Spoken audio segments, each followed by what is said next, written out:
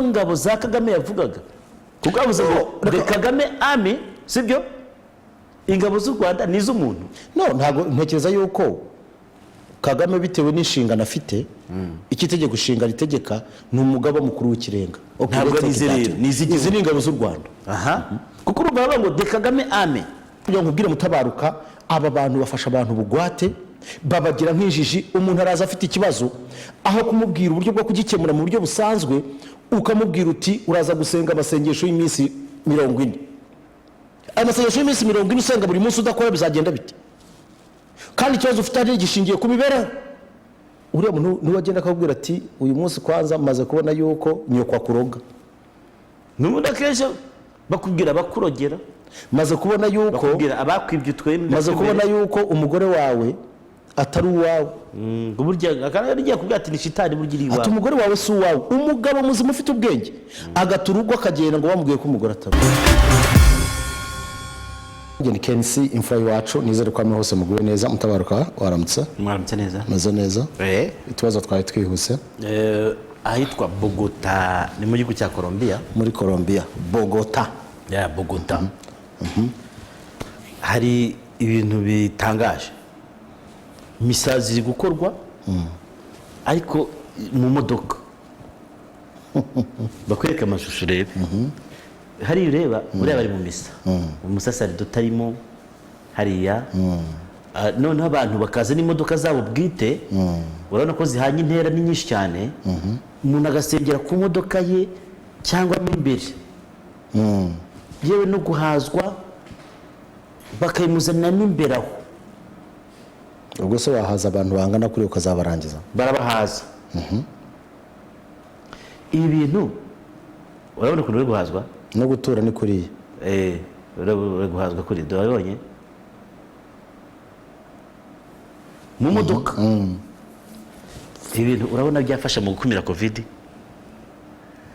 ibintu ndabona birimo n'akazi kanini cyane kuko ntekereza yuko ubupadiri imodoka zose yazisengura ntekereza yuko bisaba kuba wenda ari nka paruwasi izwi cyane kandi agurika gusaba ko ufite icyanya kinini pe kuko kira cyane ko kingana ubavana nabana bica gushyira imodoka kugira ngo abantu tubyishe kuri kiyo tubajyanye mu kibuga cy'indege kuri stade hari stade se bahakwira ntabwo bizareba nko ku mahoro ya parking ya stade ubwayo ntabwo ihagije kuko nayo irazengurutse ni sifiriko ibintu ubona ko bari guhazwa sibyo bakanatura oya uri bongere guhazwa oya nibyo umvase ngusobanura afite uruntu rw'uruyiko ari gufatamo badusubiriza inyuma turebe nibyo rodo bari gufata na amafaranga ari mu buretse gato bitonde numva hari abantu batari muri iki kiganiro bari mu kukijyamo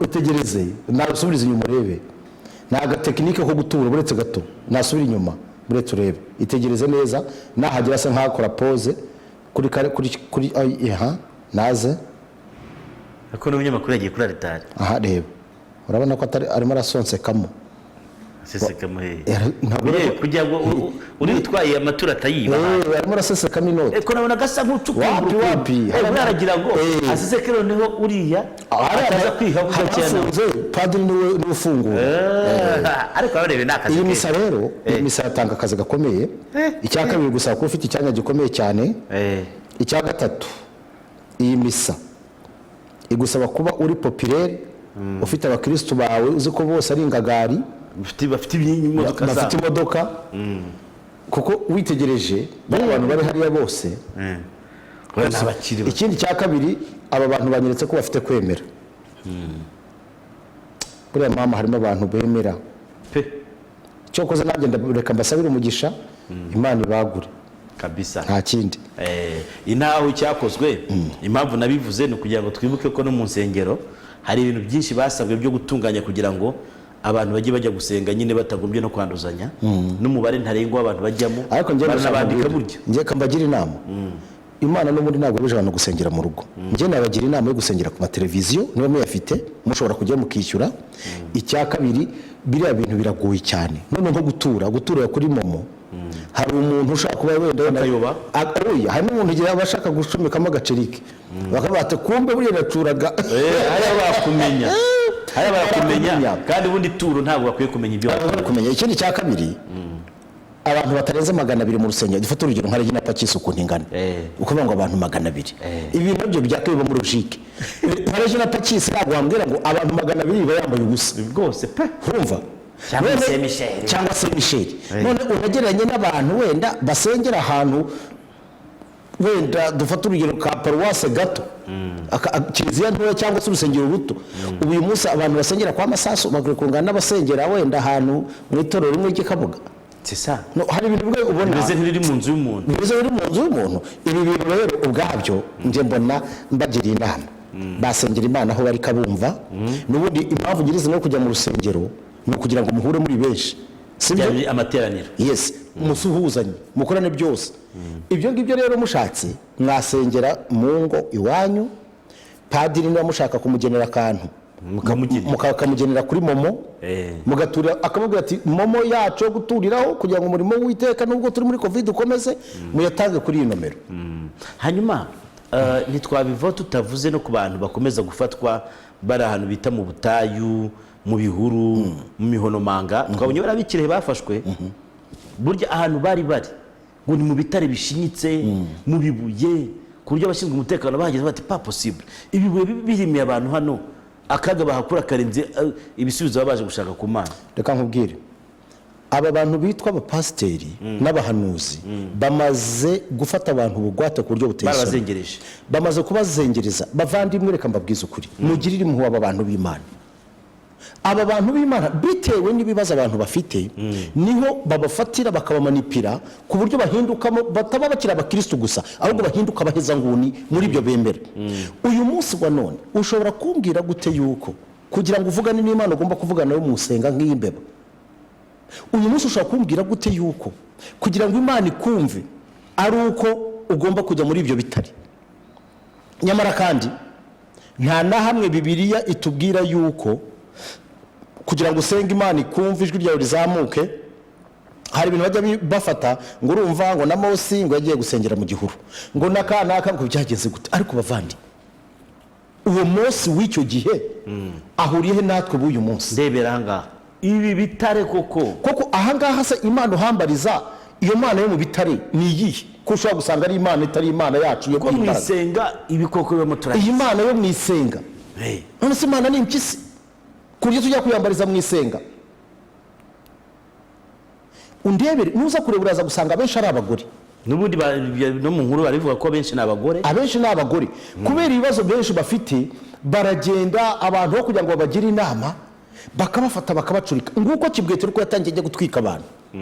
Aya matorero cyane cyane y'abarokore, I repeat, arimo ubuyobe burengeje ubukenewe. Bavandimwe bapasi mushaka mu ndaka cyangwa umurorere, aya matorero nimufasha abantu b'Imana, mubabwira ijambo ry'Imana ry'ukuri, mubigishe gusenga Imana, kuko Imana iravuga ntikeneye kujya mu butayu. Ushaka gusoma Bibiliya yawe ukabona ijambo riguhumuriza. Ngira ngo niyo mpamvu buri munsi mu ntangamara tubaha ijambo ribahumuriza ry'umunsi. Uranyumvira ukuri? Icyo nshaka kugira ngo ubwire mutabaruka, aba bantu bafasha abantu bugwate, babagira nk'injiji. Umuntu araza afite ikibazo, aho kumubwira uburyo bwo kugikemura mu buryo busanzwe, ukamubwira uti uraza gusenga amasengesho y'iminsi 40.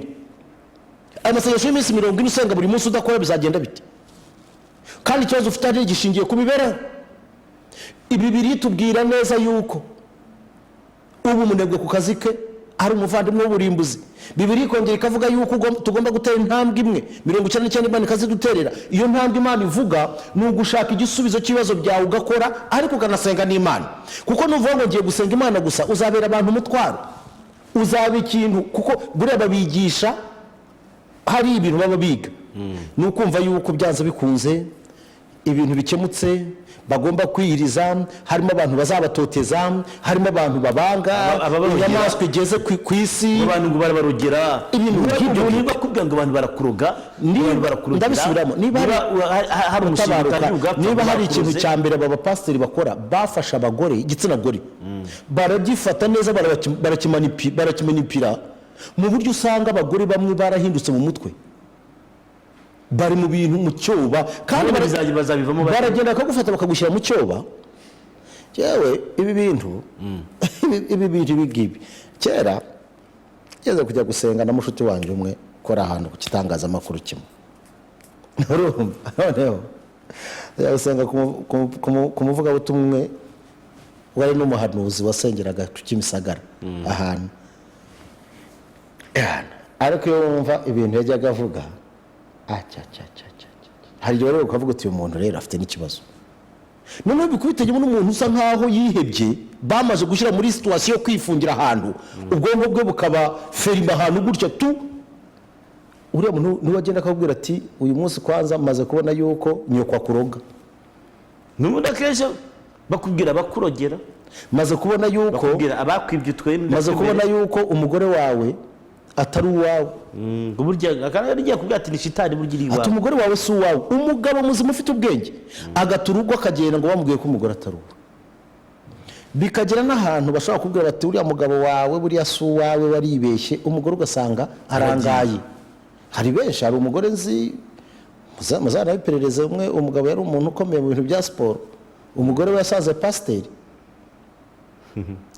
kiramujyanye mu bintu nk'ibyo ngibyo by'ubugoryi byo kumuhanurira ikindi reba abantu bitwa ngo ni abanyakaberi bo ku Kibuye urebe ukuntu babaho ngo bahunze leta ngo indangamuntu irimo ikimenyetso none urabona nk'izi karita tugira zo muri banki izo noneho ngo ni ikimenyetso cya shitani na tapenigo ni ikimenyetso ikintu ukozaho gutya ngo amafaranga akagenda gutishyuye icyo kintu cyumva neza icyo ni cya shitani haza n'ibindi bintu mituweli bayivugaho byinshi utekereza ukuntu ujya kwivuza wagomba gutanga 1,100 ugatanga amafaranga 500 kubyo ni ibya shitani urumva ibintu byose abantu bose barabafata bakabagira ukuntu ariko nyamara bari ababacurika bategeka abantu kugurisha utwabo bakabazanira amaturo ariko ni gute ushaka kubona bareba nk'aba bagore bongeye bakwereka amafoto yabo barunze mu bitare abenshi bari bamaze y'iminsi reba abo basanze bapfiriye muri za rupfu n'ejo bundi se ntihari uwo batubwiye bapfiriye harya ni Samatari nyine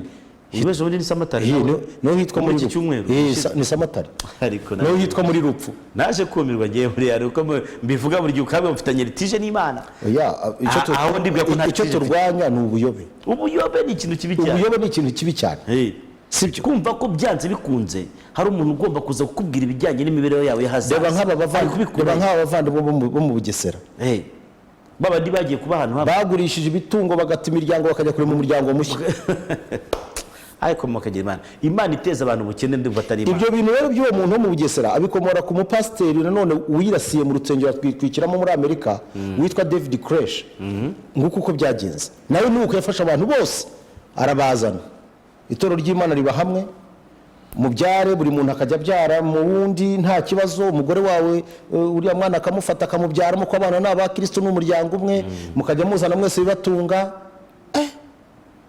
leta ibona ibintu birengeje ibyemewe baravuga ati noneho bagiye no kuturwanya urumva reka noneho natwe twivune bagura n'imbunda bashyira mu itorero barasanye na polisi birangira itorero baritwikemo n'abantu baryo aho tuveyo muri Kivu y'Amajyepfo amakuru turi kubwirwa nuko kuva mu mpera z'icyumweru gishize kujya ndetse n'umunsi w'ejo hari uduce twagaragayemo imirwano dukomeye cyane ahantu imirwano ikomeye cyane hari ibizamini byagomba kubaho by'abanyeshuri bibanziriza ibizamini bya leta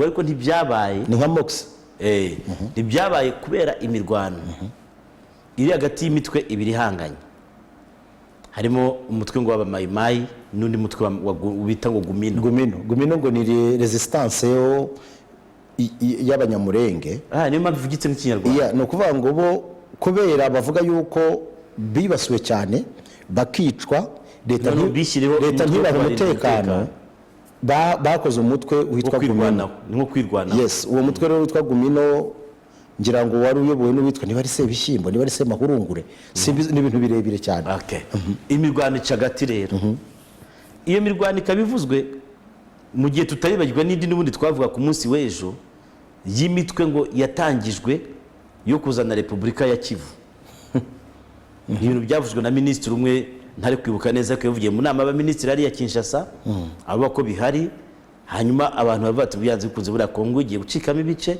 cyangwa se yagiye kuba imirwano noneho ikomeye ikaze muri Kongo nanone cyane cyane turutse iburasirazuba ko n'ubundi akenshi imirwano yo muri Kongo ituruka iburasirazuba ikaba yanatotera za Kinshasa ariko yaturutse iburasirazuba ibi bintu nkatwe turi muri aka karere urabona bishobora kutubangamiraho iki? byatubangamira ku buryo bukomeye, kuko cyane cyane ubuhahirane bw'u Rwanda na Kongo bushingiye ku mijyi duhana imbibi. Ubwo ni umujyi cyane cyane wa Bukavu n'umujyi wa Goma.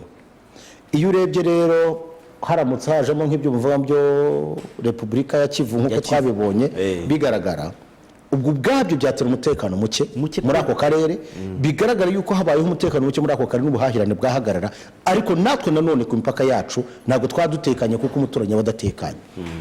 Ntekereza ko mu bifatika ibyo ngibyo byatugiraho ingaruka cyane cyane mu bukungu n'umutekano, kuko byaza bikunze iyo umuturanyi adatekanye hari byinshi nawe ubwawe bibangamirwa, cyane cyane ubuhahirane, ubugenderane n'umutekano ku mipaka n'ibindi nk'ibyo ngibyo. Aho ngaho rero ntekereza ko byaba ari ikibazo gikomeye cyane, ariko kugeza uno munsi ngewe uko mbibona ntekereza yuko ubwabyo leta ya Kongo iyobowe na nyakubahwa Felix Tshisekedi Chilombo ntabwo ntekereza yuko kugeza uno munsi dushobora kubona resistance. Yego bashobora gutera akaduruvayo, imyigaragambyo, ariko kuvuga ngo tubonye umutwe wa gisirikare koko nk'uko twagiye tubona za M23 za AFDL uko yaje gakomera, CNDP za n'ibindi nk'ibyo na RCD wamba n'abandi nk'abo ngabo. Ibyo ngibyo ntekereza yuko kugeza no munsi tutabibona. Aho tugeze no munsi biragoye. Hari imitwe yaboneka nk'iyo bamayimayi Gumino n'utuntu turaho duto. Ubundi se Repubulika ya Kivu bayo twiyadutwara iki? Repubulika ya Kivu kubaho kwa no kutabaho kwa ntabwo bitureba. Ntabwo kuri twe ntabwo ari twebwe duhitamo ko Repubulika ya Kivu yabaho cyangwa itabaho. Ibyo kubaho kwayo no kutabaho kwayo ibyo bireba abakongomani ubwabo. Ariko none ngenda kwereka ko kugira ngo habeho abo separatist biyomore byaze bikunze byasaba intambara kandi ikomeye. Kuko sintegeza ko Kongo uyu munsi iri tayari kuba yavuga ngo aka gace n'aka ngaka Kivu yivaneho. Nuvuga ngo uyu munsi Kivu iramutse bikoze bigakunda, iyakurikira Katanga nayo yahoraga bo bifata nk'aho ari Repubulika de Katangis kurusha uko yaba Kongo. Katanga nayo yakwicaho na Equateur nayo ikagenda n'ibindi bice bikagenda, Kongo igasigara na Kinshasa. Rero sintekeza ko hari umuntu perezida wari we wese utaharanira ubumwe bwa Kongo nk'igihugu cyose.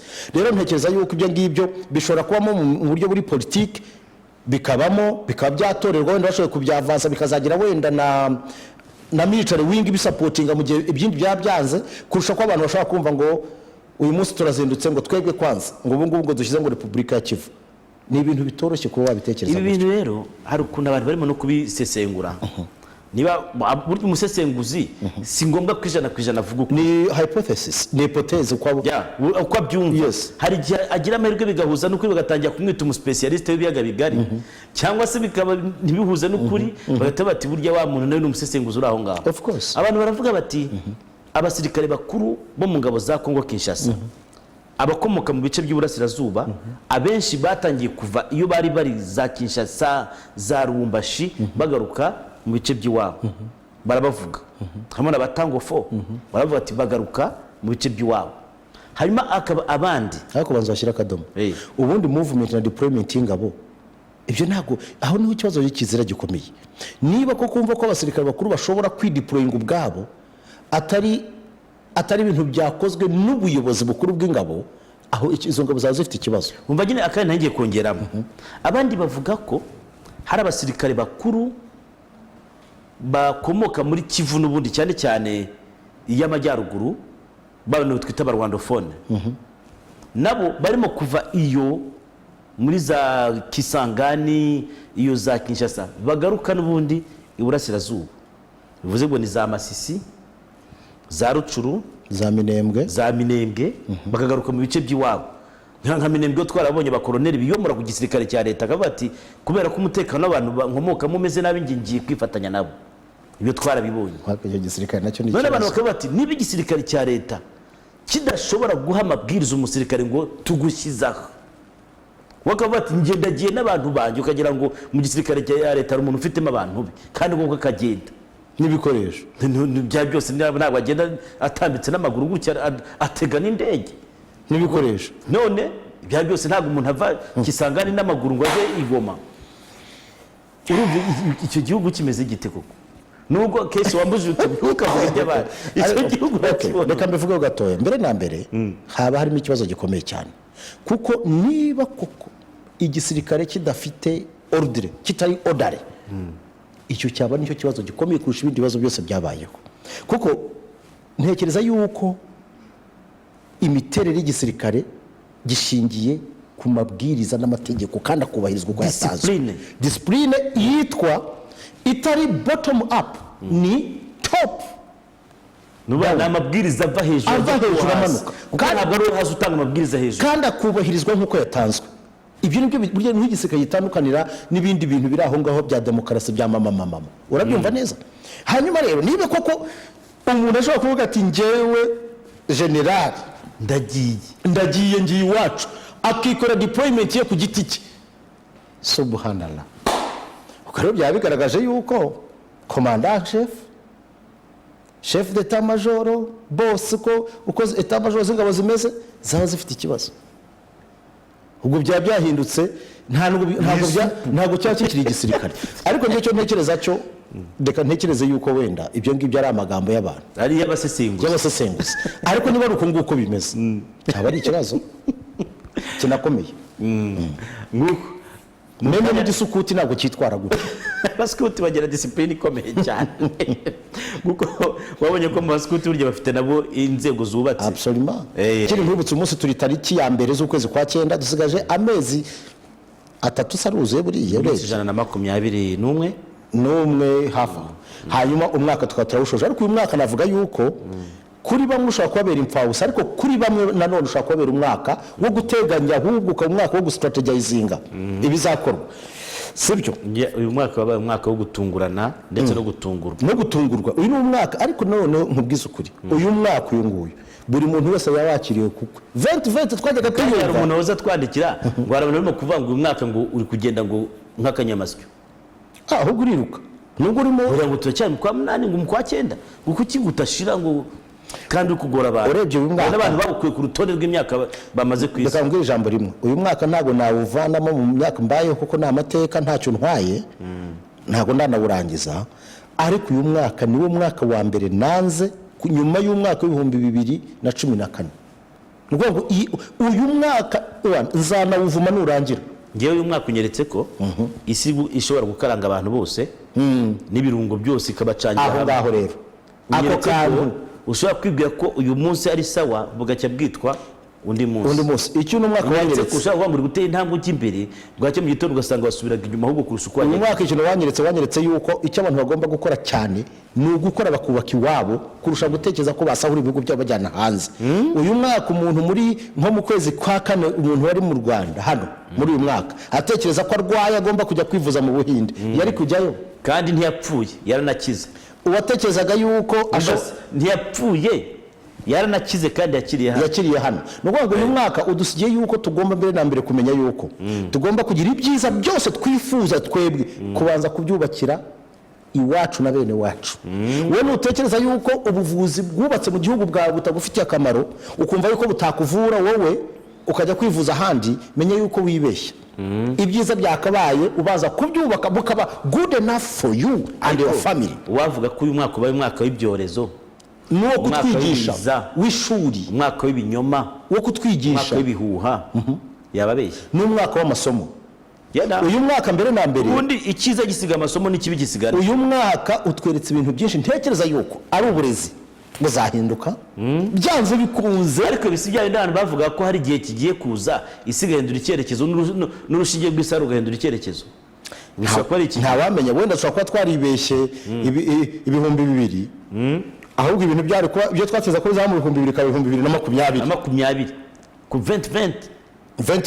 Iyi viziyo rero 2020 nayo none twarayumvaga tukayizera cyane. Abantu bagiye ngo wenda ngo ni ibindi bimenya ari ibi. Ikindi gikomeye rero ntekereza ko uyu mwaka utweretse uyu mwaka utweretse yuko ari umukire, ari umukene, ari umuyobozi, ari twese isi ishobora kudukaranga kimwe. Nibana kubya iraduka n'ibirungo n'ibimwe kandi disafuri dukaragiramo n'imwe.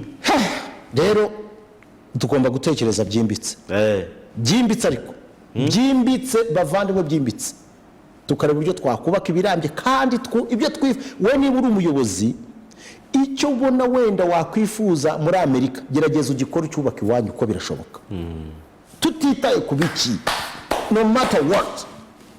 Uno mwaka nanone ntabwo ubaye mwiza cyane ubwo abantu badutuka ariko niko bimeze ntabwo ubaye mwiza ku bantu barwanya leta y'u Rwanda niwo mwaka ubabereye mubi mu buzima bwabo.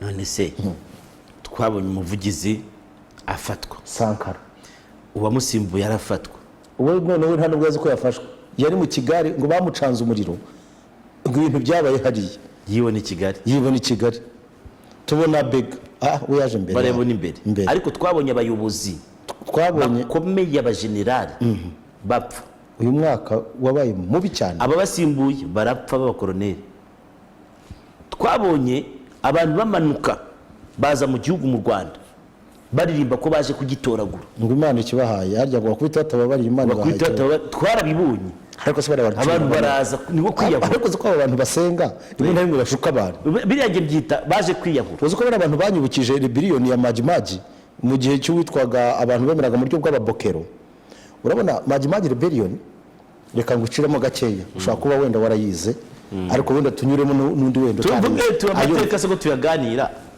Majimaji biliyoni yabayeho igihe Abadage bazaga gukoloniza Tanganyika aricyo cyaje kuba Tanzania bageze aho ngaho abirabura bashaka kubiyomoraho ariko hatangira rebellion urumva yo kurwanya Abadage yari iyobowe na King Kitire Ngware mwene Ngarambe arabyumva neza hari umugezi witwa Rufiji bakavuga yuko imyemerero y'abantu bitwaga Bokero karakantu k'agasekte k'ababokero ariko karimo katangaga uburyo nk'abo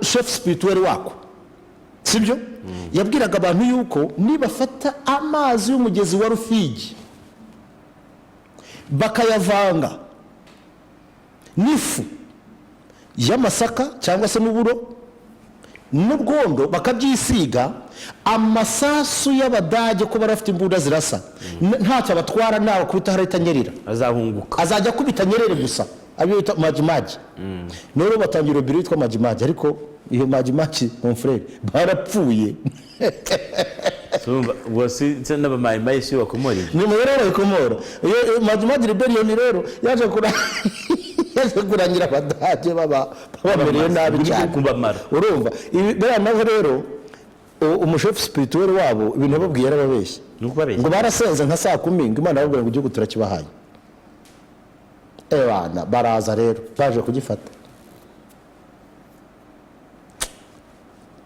ikibazo harimo ibibazo bibiri icyambere wowe uvuye mu ishyamba ntabwo uzi ko imitekerereze y'abantu yahindutse absolument kugeza uno munsi ikintu cyica abantu benshi nubwo umuntu ababwiza ukuri mukarakara reka icyo mfa n'aba bantu bamwe na bamwe bumva yuko bo bashaka kuvuga propaganda yabo y'ibintu bijyanye n'imyemerere yabo cyane cyane y'ubuhezanguni ariko wanabandikira banyomoza bakakujyaho bakagutuka icyo ushaka kugira ngo babwire ngiki ndababwiza ukuri kwambaye ubusa uyu munsi wa none umuntu wese uzaza uvuga ngo urumva ngo abahutu ngo abatutsi hari igihe byarahindutse ibyo bintu mutabariko ndakubwiza ukuri ubututsi bwawe cyangwa ubuhutu bwawe ntabwo buzakuzana ibyo kurya ku isahani intambara icyo duhuriyeho twese ubu ngubu ni ubunyarwanda no gushaka uburyo twakwiteza imbere ibyo bintu by'ubugoryi niba byaranabayeho reka mbyita ubugoryi ko nta nasansa bifite uyu munsi ntabwo waza kundatira biba byarabaye nta soko byubatse hasi ubundi byatumariye iki nta shuri byubatse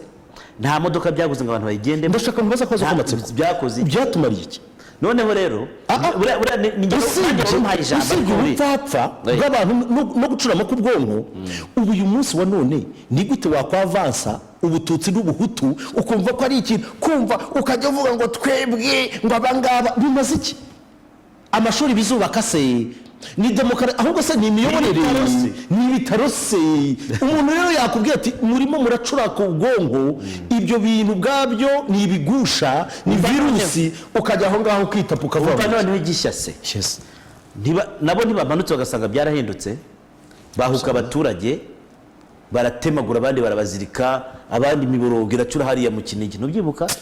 Kuko basanze ibyo bibwiraga atari ko biri, bari bazi ko abantu bakize amaboko yombi bana bacu basanga siko bimeze, bahuka abaturage baratemagura. uyu munsi wumva kuri butema abantu bugacura aho ngaho batemeye abantu ukameze neza bakakumasasi. ariko hari ikintu kimwe nshaka kugira mubwire, reka ngenza nkunda ngereranya ikibazo kimwe cyane n'abantu bamwe. Burya niyo mpamvu nkubwira ko politike ikintu icyo ari cyo cyose iyo ugikoze ukaba umu extremiste muri cyo ni kibi cyane. Uzirinde kuba umuhezanguni mu buryo ubwo aribwo bwose, sibyo? Burya na politike y'ubuhezanguni bwaba bushingiye ku moko cyangwa se kuri ideologically nayo bari mbi. Icyo ushaka kugira mbwira abantu niba idini se ibiki akarere uvukamo n'ibindi nk'ibyo ngibyo. Hari ikintu ushaka kugira mbwira abantu, nidushaka gukora politike ishingiye ku ngingo imwe runaka ugenderaho, ukaza uvuga uti wenda twebwe abahutu cyangwa se twebwe abatutsi, iyo politike imeze nka bomba atomike, nta nicyo yanakumarira. Uyu munsi wa none ngewe Mutabaruka sinagutora kuko uri umututsi cyangwa uri umuhutu, mukuri kw'Imana isumba byose nagutora. Icyakabiri mubwire, sinaguha n'akazi kuko uri umuhutu cyangwa uri umututsi, nakaguha kuko ugashoboye. Akenshi n'abantu benshi ntibagikene no kubimenya ibyo. Bimaze iki noneho se nimbimenya covid nizira gusiga? No, ni byiza ko tubwira abantu amazi nabura muri quartier se wowe ari buzi. Ni byiza ko tubwira abantu bakamenya ukuri. Mutabaruka ndakubwiza ukuri kwambaye ubusa. Iyi politiki ishingiye ku turere, amoko n'umwanda wose, reka mbyite gutyo, niringaniza n'ubupfapfa, baba abahutu baba abatutsi ntacyo yigeze bamara. Ibintu byararangiye. Kankwereka ijambo rimwe, ubu uyu munsi wa none ko rwo ibyica abantu n'ibintu biri aho ngaho, umuntu akajya aho ngaho akavuga ati ibi. Ndashaka nkubaza Mutabaruka, iyi politike y'amoko n'ironda akarere ubwo ari abahutu hari icyo bamariye? Yikize ubu umuhutu w'umunyagitarama nkuko bavugaga umunyendukada, hari ijambo yari afite ugereranyije nabumvaga ko ari bo basawa cyane n'ibindi, ngo bafite ingoma mu biganza. Byamaze iki se? Ikindi gikurikiyeho tutagiye kujya kure, iyo abantu bavuga ibintu kugeza uno munsi wa none, niba ushaka gutekerereza igihugu uzatekereza igihugu cy'abanyarwanda, kuko nta Huturandi nta Tutsirandi iriho. Ibyo niba biriho n'ababihimba kugira ngo bishime. Hari ikintu abantu bahuje ikibazo, nicyo ngomba gupfa n'aba bantu bamwe. Iyo abantu bahuje ibibazo bashaka kwishakamo ibisubizo, bagahimba n'amateori n'amasystem adashoboka, ibintu biri aho gusa, biri aho ngaho. Uyu munsi wa none, ejo nabonye hari umuntu wazindutse wiriwa dutuka ngo twavuze. Reka ngusobanurire, ntago ndi umupartiza politike, tuvugisha ukuri, ariko nanga amafuti, tubyumvikana. Nk'uko y'amafuti ashobora gukorwa n'umuyobozi wari we wese nkayamagana, ni nako namagana n'abantu bafite politike y'ubugoryi. Hari ijwi nshaka kumvisha ariko yaburetse gato y'ubugoryi. Mwabavandimwe niba mwicara hariya mukarya imigati n'imfashanyo z'abazungu, mugatangira mugashora abantu muri politike y'umwanda mbi yo gushuka abantu, kubumvisha yuko hari igihe abantu bamwe bazaza bitwaje bavuga ko twebwe isi mbabaza ikibazo kimwe. Icy'Abanyarwanda dukeye no munsi nukuza twirata amoko n'ibindi, nayo ubwayo udashobora kujustifyinga mu buryo bufatika. Reba isaha ni hanyuma ndashaka kumvisha iri yumvisha. As all political means, NLF launched a militant since the beginning of July 2018. The NLF launched a military struggle to liberate the Rwandan people. Until today, it is imperative that in 2019 we speed up the liberation struggle. Rwandan people can no longer stand the cruelty and all kinds of ill treatment directed to us by the RPF regime. The time has come for us to use any means possible to bring about change in Rwanda, as all political means have been tried and failed. It is time to attempt our last resort. Hence, I plead my unreserved support that our youth, the National Liberation Forces, NLF, launches against the Kagame army in order to free the Rwandan people. As Rwandans, it is important to understand that this is the only way to bring about change in the whole country. For this fact, I call upon all Rwandans, all political and civil society organizations to support these young women and young men who took a lead in this struggle and to mobilize. buriya hariya amoye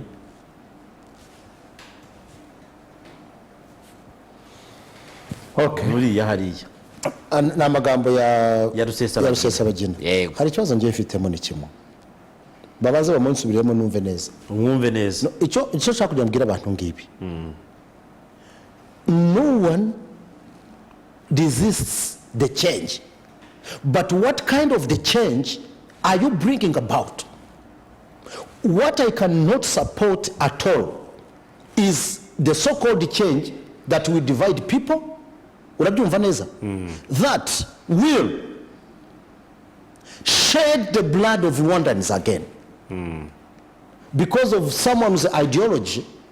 Kumva ibintu ikintu, nta muntu n'umwe ushobora kwanga impinduka. Njye ku giti cyanjye sinazanga, ariko izo mpinduka ubwazo zihe nicyo kibazo. Ni izihe mpinduka izo? Ubwo buryo reka mbwira ikintu kimwe,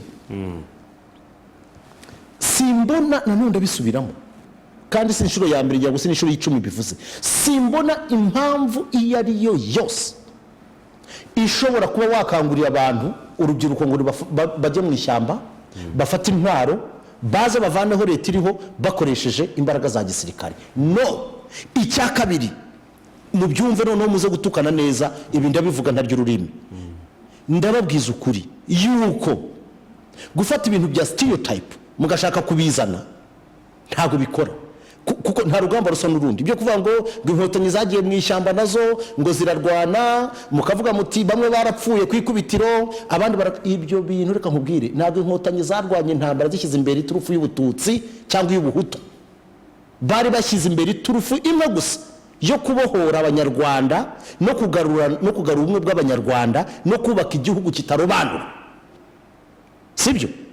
Ibyo birumvi kandi bafite n'umurongo wa politiki wamye.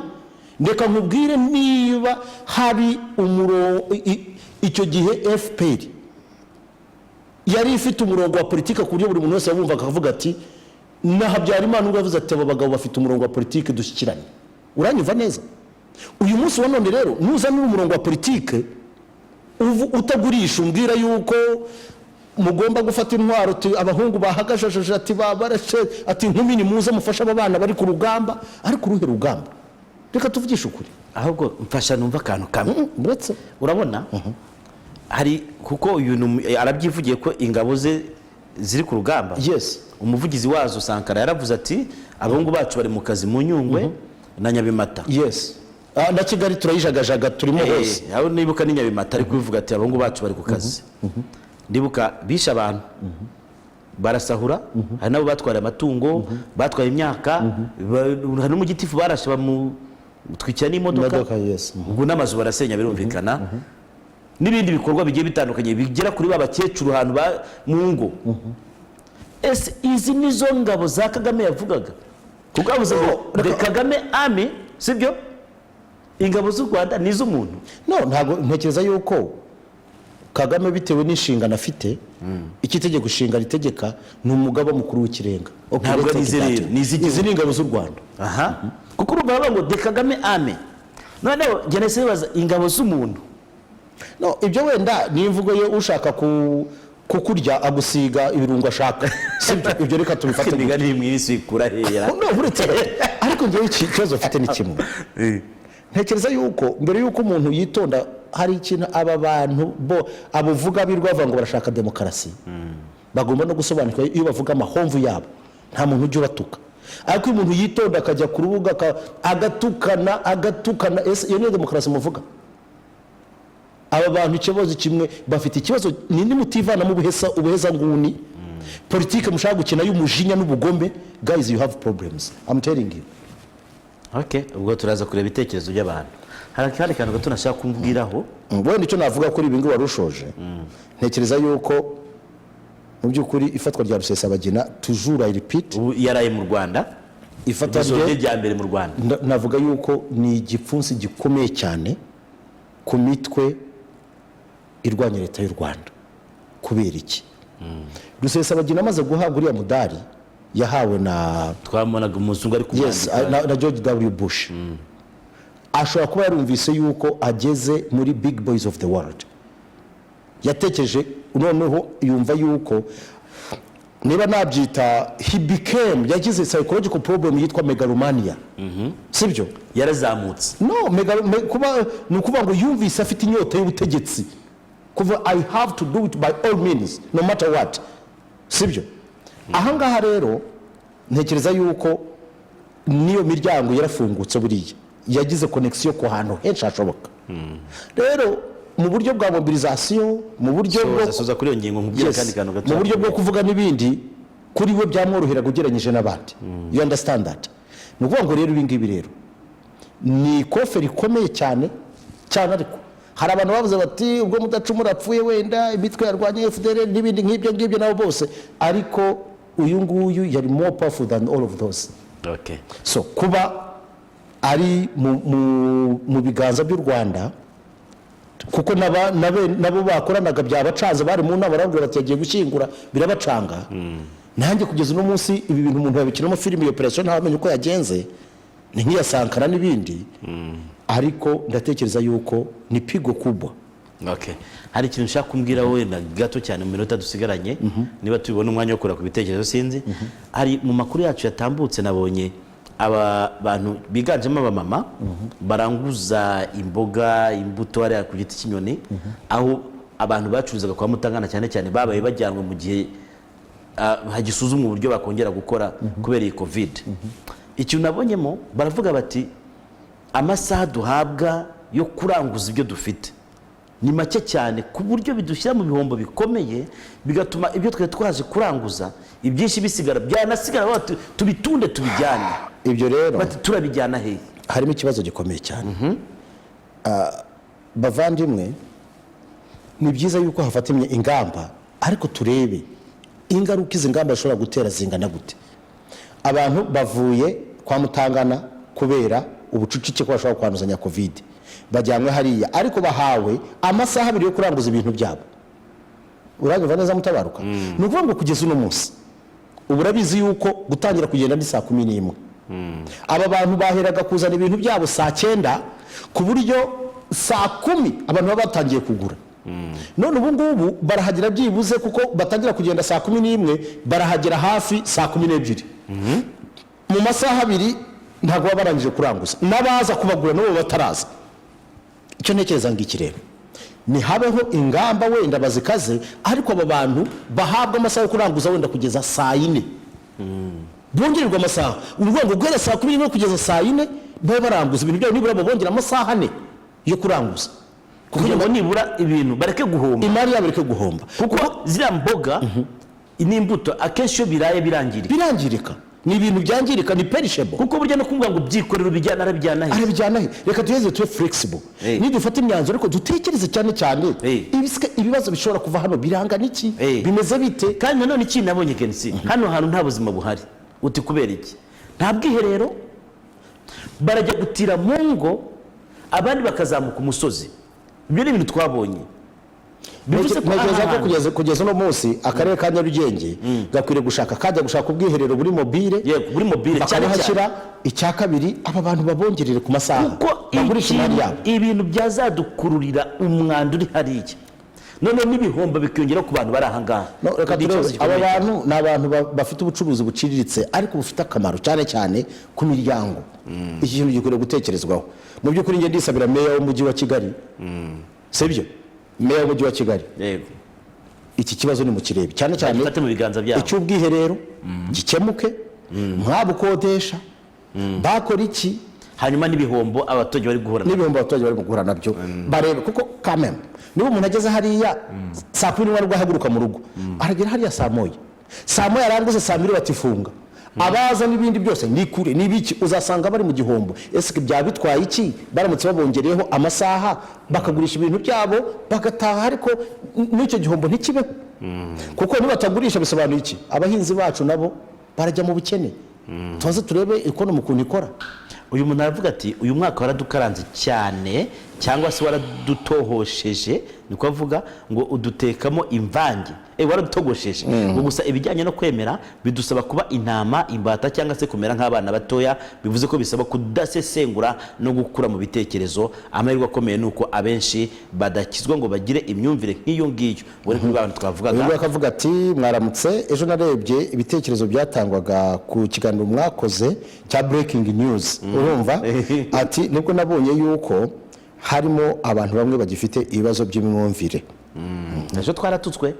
Undi aravuga ati byakemuka buri wese, ubwo ari kuvuga kuri biriya by'abamama, ngo byakemuka buri wese akurikije ingamba zafashwe zo kurwanya covid, bityo twese hamwe tugatsinda iki cyorezo. Kuko mbona uyu mwaka nubwo waje tuwunyotewe, ariko n'uw'ibihombo kuri benshi ku rugero rwo hejuru cyane. ubu niko nawe abivuga. Undi aravuga hano ati ubu ndi Kigali simbasha kugera mu cyaro, ariko umugore wanjye baramuzengereje bamubwira ngo ni umututsi. Ati ibintu biranzengeje cyane. Ibyo biracyabaho mu Rwanda. Ati kandi ndakeka ko bituruka mu miryango. Ibi bintu kuko ubusi baramuzengereza, ahubwo njye ndabona yakwitaba inzego z'umutekano. Byaba byiza, ariko n'ubuyobozi bumwegereye akababwira ati ngiye umugore wanjye araho amere gutya na gutya, sibyo? Ugavuga ngo bonjour, ngo Gumino iyoborwa na Colonel Makanika. Muri Makakande ngo ari Sebishyimbo bo muri Amerika. Sebishyimbo? Ni kuri muntu yatubwiye hano ngo Sebishyimbo bo muri Amerika. Ngo akarogo uyobora Gumino. Ngo nibizi Gumino hehe se muri Amerika? Ngo ni Guma hehe. Ngo cyana warya amafiriti nk'abariya twabonye warya amafiriti Burayi bakabeshya abantu bagiye mu mashyamba muri Kongo kurwanya u Rwanda. Hari n'abonye ejo dutuka tubwira ngo intwari isigaye. Witwa ngiki? Intwari imwe isigaye gusa. Ngo ni yehe? Muzehe twagira Mungu. Ariko niba ari undi muntu watutwe cyane. Honorable Bamporiki.